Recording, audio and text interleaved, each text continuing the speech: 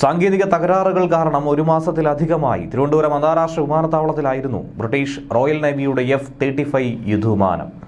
കുടുങ്ങിക്കിടക്കുകയായിരുന്നു. ശരിക്കു പറഞ്ഞാൽ ജൂലൈ 6-ാം തീയതി തകരാറ് പരിഹരിക്കാൻ വേണ്ടി ബ്രിട്ടീഷ് സംഘം തിരുവനന്തപുരത്തെത്തി. തിരുവനന്തപുരത്തെ എയർ ഇന്ത്യയുടെ ഹാങ്ങറിലേക്ക് വിമാനത്തെ മാറ്റുകയും ചെയ്തിരുന്നു. വേണ്ട പരിശോധനകൾ നടത്തി. വിമാനത്തിന്റെ നിർമ്മാതാക്കളായ അമേരിക്കൻ കമ്പനി ലോക്ഹീഡ് മാർട്ടിന്റെയും ബ്രിട്ടീഷ് സേനയിലെ എഞ്ചിനീയർമാരുമാണ് സംയുക്തമായി എത്തി പരിശോധന നടത്തിയത്. വിമാനത്തിന്റെ സാങ്കേതിക തകരാർ ഏകദേശം പരിഹരിച്ചു കഴിഞ്ഞു എന്ന് തന്നെയാണ് മനസ്സിലാക്കാൻ കഴിയുന്നത്. പരിഹരിച്ചു വരികയാണെന്നുള്ള റിപ്പോർട്ടുകൾ കഴിഞ്ഞ ദിവസവും പുറത്തു വന്നിരുന്നു. യുദ്ധവിമാനം അങ്ങനെ തിരുവനന്തപുരത്ത് തുടരുന്നതുകൊണ്ട് ബ്രിട്ടീഷ് സേന വിമാനത്താവളത്തിനായി ഇത്രയും ദിവസത്തെ ഒരു പാർക്കിംഗ് ഫീസ് നൽകേണ്ടതായിട്ട് വരും. സാധാരണഗതിയിൽ വിമാനങ്ങൾ നൽകുന്ന ഒരു പാർക്കിംഗ് ഫീസ് ഉണ്ട്. അതിനേക്കാളും കുറച്ചുകൂടി കൂടിയതായിരിക്കും യുദ്ധവിമാനങ്ങൾക്ക് നൽകേണ്ടി വരുന്നത്. ഇപ്പോഴിതാ ഇതുവരെയുള്ള പാർക്കിംഗ് ഇനത്തിൽ വിമാനത്താവളത്തിന് എത്ര രൂപ ലഭിച്ചിരിക്കുന്നു എന്ന കണക്കാണ് പുറത്തു വന്നിരിക്കുന്നത്. ഒന്നും രണ്ടുമല്ല, ലക്ഷങ്ങളാണ് ഇത്രയും ദിവസം വിമാനത്താവളത്തിനുള്ളിൽ വെയിലും മഴയും കൊണ്ടുനിന്ന ആ ബ്രിട്ടീഷ് യുദ്ധവിമാനത്തിന് നൽകേണ്ടി വന്നിരിക്കുന്നത്. ജൂൺ 14-ാം തീയതിയാണ് വിമാനം തിരുവനന്തപുരം വിമാനത്താവളത്തിൽ ഇറക്കിയത്. ഒരു ദിവസം ബ്രിട്ടീഷ് സേന വിമാനത്താവളത്തിന് അന്നു മുതൽ ഇന്ന് വരെ നൽകേണ്ട തുകയെന്ന് പറയുന്നത് 26,261 രൂപയാണ് ഓരോ ദിവസവും. അങ്ങനെ ജൂൺ 14 മുതൽ അവിടെ പാർക്ക് ചെയ്ത വിമാനത്തിന് ഇന്നുവരെ ഏകദേശം ഒരു 33 ദിവസത്തേക്ക് 8,60,000 രൂപയാണ് നൽകേണ്ടി വരുന്നത്. ജൂൺ 22-ാം തീയതിയാണ് വിമാനം മടങ്ങുന്നതായി റിപ്പോർട്ട് ലഭിച്ചിട്ടുള്ളത്. അതിനിനിയും കുറച്ച് ദിവസങ്ങൾ ബാക്കി നിൽക്കുന്നു. അങ്ങനെയാണെങ്കിൽ ആകെ മൊത്തം 38 ദിവസത്തെ വാടക ഈടാക്കേണ്ടി വരും. അങ്ങനെ വന്നാൽ 10 ലക്ഷം രൂപയ്ക്ക് അടുത്തെത്തും എന്ന് തന്നെയാണ് മനസ്സിലാക്കേണ്ടത്. വിമാനത്താവളത്തിൽ യുദ്ധവിമാനം നിർത്തിയിട്ടതിൻ്റെ പാർക്കിംഗ് ഫീസ്, വിമാനം ഇറക്കിയതിൻ്റെ ലാൻഡിംഗ് ചാർജ് എന്നിവ ചേർത്തുള്ള തുക വിമാനത്താവള നടത്തിപ്പുകാരായിട്ടുള്ള അദാനി കമ്പനിക്കാണ് ബ്രിട്ടീഷ് അധികൃതർ നൽകേണ്ടി വരുന്നത്. F-35B യുദ്ധവിമാനത്തിൻ്റെ വലിപ്പത്തിൻ്റെ അടിസ്ഥാനത്തിലാണ് ഈ പാർക്കിംഗ് ഫീസ് നിശ്ചയിക്കുന്നത്. വിമാനം ലാൻഡ് ചെയ്യാനായി 1 ലക്ഷം മുതൽ 2 ലക്ഷം വരെയാണ് വിമാനത്താവള നടത്തിപ്പുകാർക്ക് കൊടുക്കേണ്ടത്. നിലവിൽ യുദ്ധവിമാനത്തിന്റെ തകരാറ് പരിഹരിക്കാൻ 24 അംഗങ്ങളാണ് തിരുവനന്തപുരത്ത് തുടരുന്നത്. അവരിൽ 14 പേരാകട്ടെ സാങ്കേതിക വിദഗ്ധർ കൂടിയാണ്. 10 പേർ ഈ വിമാനത്തിന്റെ ക്രൂ അംഗങ്ങളും. യുദ്ധവിമാനത്തിന്റെ പ്രശ്നം പരിശോധിച്ച് അത് ഇവിടെ നിന്നും പരിഹരിക്കാൻ കഴിയുമോ, അതോ ഇനി ഘട്ടം ഘട്ടമായി പൊളിച്ചു മാറ്റി കാരിയർ വിമാനത്തിൽ UK കൊണ്ടുപോകേണ്ടി വരുമോ എന്ന കാര്യമാണ് ഈ സംഘം തീരുമാനിക്കുന്നത്. ഇനിയിപ്പോൾ അതെന്ത് തന്നെ ആയിരുന്നാലും 2 ദിവസത്തിനകം തന്നെ തീരുമാനമാക്കിയിരിക്കും.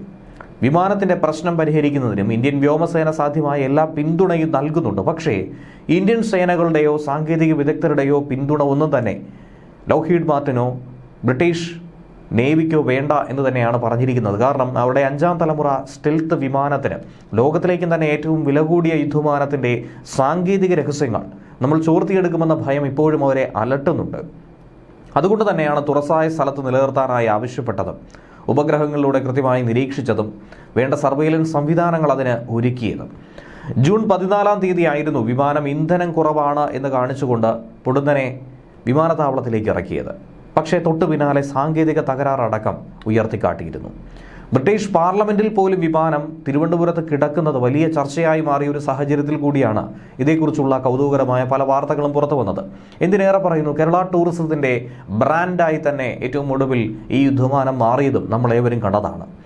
കേരളം കണ്ട്, തലസ്ഥാനം കണ്ട് തിരികെ മടങ്ങാൻ കഴിയാതെ ഇവിടെ തന്നെ സ്ഥിരതാമസമാക്കിയ F-35 യുദ്ധവിമാനം ആഗോള ശ്രദ്ധ അങ്ങനെ പിടിച്ചുപറ്റിയിരുന്നു. അങ്ങനെയാണ് വിമാന ഹാങ്ങറിലേക്ക് മാറ്റി തകരാറ് പരിഹരിക്കാൻ ബ്രിട്ടീഷ് സൈന്യം തന്നെ തീരുമാനിച്ചത്. അത്യാധുനികവും അതീവ സുരക്ഷാ സംവിധാനവുമുള്ള വിമാനത്തെ മറ്റൊരു രാജ്യത്തെ ഒരു വിമാനത്താവളത്തിലെ സ്വകാര്യ ഹാങ്ങറിലേക്ക് മാറ്റുന്നതിനോടുള്ള വിയോജിപ്പ് ബ്രിട്ടീഷ് സൈന്യം പങ്കുവച്ചിട്ടുണ്ടായിരുന്നു. ആദ്യം ഒരു തരത്തിലും ഇതിനോട് അനുഭവപൂർവ്വമായൊരു പ്രതികരണമായിരുന്നില്ല പങ്കുവച്ചത്. പിന്നീട് സമ്മർദ്ദങ്ങൾക്ക് വഴങ്ങി ഏറ്റവും ഒടുവിൽ അത് തന്നെയായിരുന്നു മറ്റ് നിർവാഹമില്ലാതെ സമ്മതിക്കേണ്ടി വന്നത്.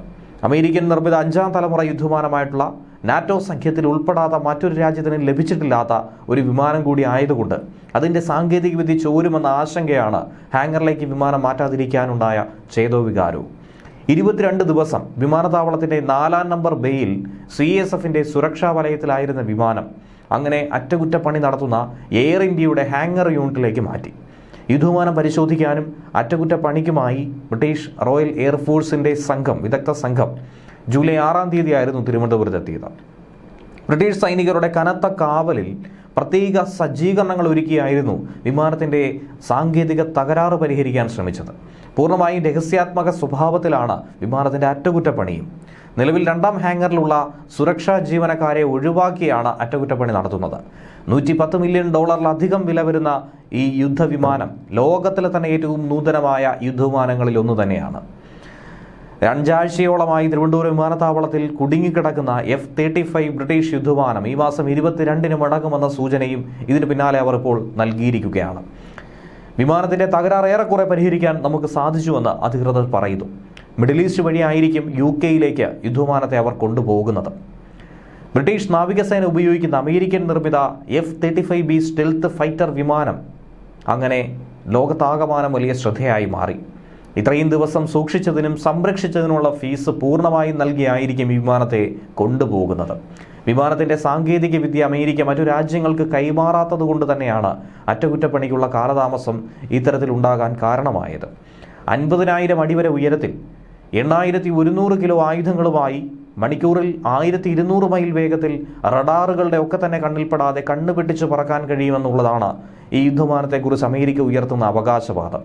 തിരുവനന്തപുരത്തെ integrated air command and control system Indian വ്യോമാതിർത്തിയിൽ എത്തിയ ഉടൻ തന്നെ പക്ഷേ F-35 യുദ്ധവിമാനത്തെ കണ്ടെത്തുകയും ചെയ്തിരുന്നു. തിരുവനന്തപുരം ശംഖുമുഖത്തോട് ചേർന്ന സ്ഥലത്താണ് ഈ വിമാനം ഇത്രയും ദിവസങ്ങളായി പാർക്ക് ചെയ്തിരുന്നത്. അറ്റകുറ്റപ്പണികൾ വിജയകരമായി പൂർത്തിയാക്കിയതോടെ വിമാനം പറത്തിക്കൊണ്ടു പോകാനുള്ള തയ്യാറെടുപ്പ് ആരംഭിച്ചു തുടങ്ങിയിട്ടുണ്ട്. പരീക്ഷണ പറക്കലിനുള്ള അനുമതി ലഭിക്കുന്ന മുറയ്ക്ക് മറ്റ് ജോലികൾ പൂർത്തിയാക്കി വിദഗ്ധ സംഘവും മടങ്ങും. അവസാന നിമിഷം ഇനി പറന്നു പോകാനായി ഏതെങ്കിലും തരത്തിലുള്ള ബുദ്ധിമുട്ട് അനുഭവപ്പെട്ടാൽ നേരത്തെ പരാമർശിച്ചതുപോലെ തന്നെ പല പാർട്സാക്കി കൊണ്ടുപോകാനുള്ളൊരു തീരുമാനവും മനസ്സിലുണ്ട്. അറ്റകുറ്റപ്പണിക്ക് എത്തിച്ചിരിക്കുന്ന സാങ്കേതിക ഉപകരണങ്ങളും ജീവനക്കാരെയും ബ്രിട്ടന്റെ C-17 ഗ്ലോബ് മാസ്റ്റർ വിമാനം എത്തിയായിരിക്കും തിരികെ കൊണ്ടുപോകുന്നത്. അറബിക്കടലിലെ സൈനിക അഭ്യാസത്തിനിടയിൽ ഇന്ധനക്കുറവും സാങ്കേതിക ബുദ്ധിമുട്ടും അനുഭവപ്പെട്ടതിനെ തുടർന്നായിരുന്നു ജൂൺ 14-ാം തീയതി യുദ്ധവിമാനം തിരുവനന്തപുരത്ത് ഇറക്കേണ്ടി വന്നത്. പിന്നീട് തകരാറ് കണ്ടെത്തിയതോടെ മടക്കം പ്രതിസന്ധിയിലായി. പിന്നാലെ ബ്രിട്ടനിൽ നിന്നും വിദഗ്ധ സംഘം അമേരിക്കയിൽ നിന്നടക്കമെത്തി അത് പരിഹരിച്ച് ഇപ്പോൾ തിരികെ കൊണ്ടുപോവുകയാണ്.